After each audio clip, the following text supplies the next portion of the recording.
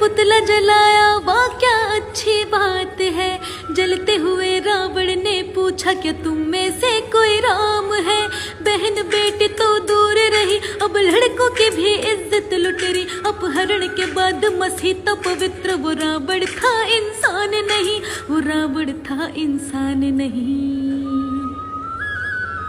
रावण जलने से खत्म न होगी बुराई हमारे अंदर से। दहन के वक्त भी लड़की ताड़िए रावण से भी बदतर हैं। धर्म को बड़ा समझने वालों के देश का ये हाल है। कर्म को भूल के लड़ते हैं हिंदू मुस्लिम का ही बवाल है। इंसान से बनी अपनों के बीच हवस से भरी है ये दुनिया। एक पुतले को हर साल जलाकर मना रहे कितनी खुशियाँ।